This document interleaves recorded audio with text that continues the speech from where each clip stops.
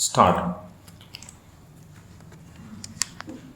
Supreme court एक ऐसे दलित छात्र के बचाव में आगे आया है जो समय पर फीस नहीं भरने के कारण आईआईटी बॉम्बे में दाखिले से वंचित रह गया था।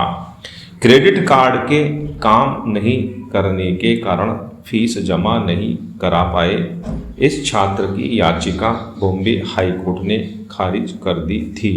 सुप्रीम कोर्ट ने उसे आगामी 48 घंटे में दाखिला देने की बात कहते हुए यह भी टिप्पणी की है कि कभी कभी अदालतों को कानून से ऊपर उठकर भी फैसला देना चाहिए।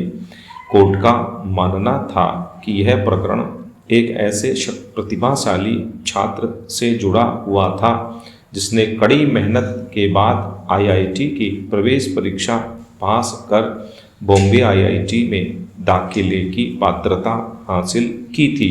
सुप्रीम कोर्ट ने छात्र की समस्या को मानवीय दृष्टिकोण अपनाते हुए समझने की कोशिश की है।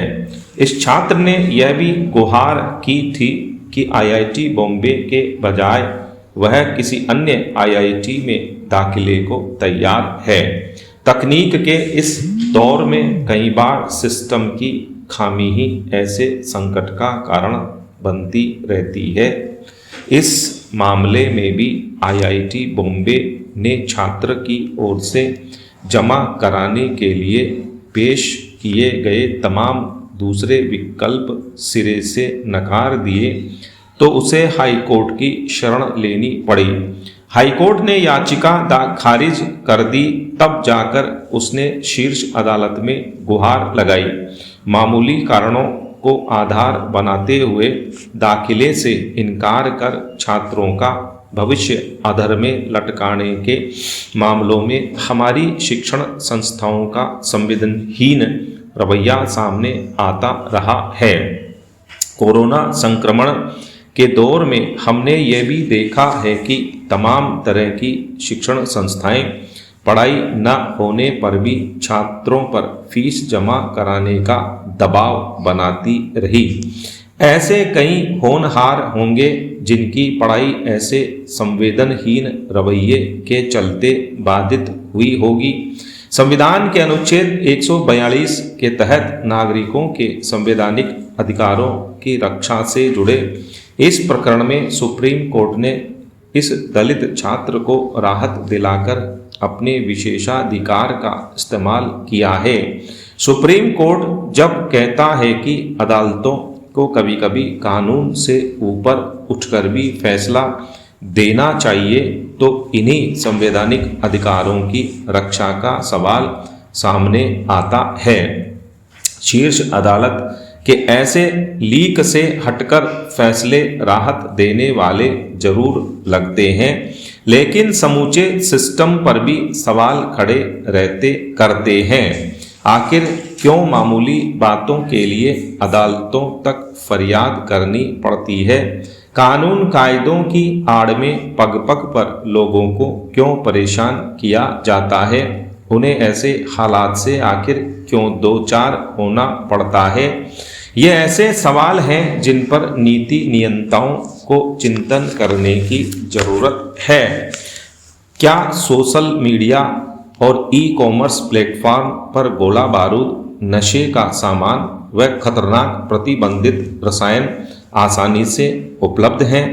दिल्ली की साइबर क्राइम यूनिट ने जिस तरह सोशल मीडिया के जरिए अवैध हथियार और गोला बारूद बेचने वाले मॉड्यूल का भंडाफोड़ कर जोधपुर के एक अपराधी को गिरफ्तार किया, इससे तो यही साबित होता है यह देश की आंतरिक सुरक्षा के लिए नई चुनौती है।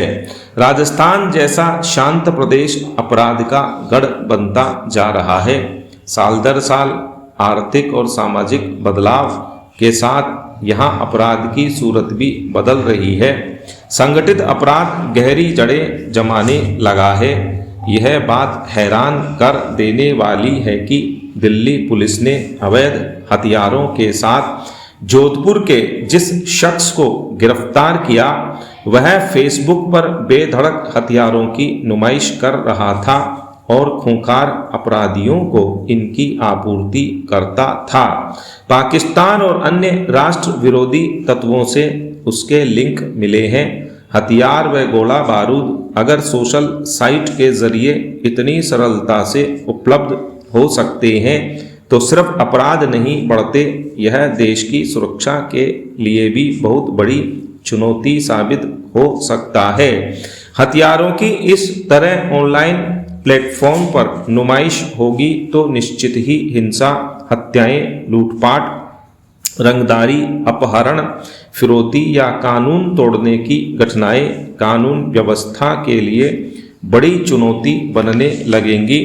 जुर्म के इस जाल को तोड़ने का काम भी दिल्ली पुलिस की साइबर सेल ने तब किया जब वह अपराधियों की कुंडली खंगालकर रोहिणी कोर्ट शूटआउट कांड के कनेक्शन तलाश रही थी।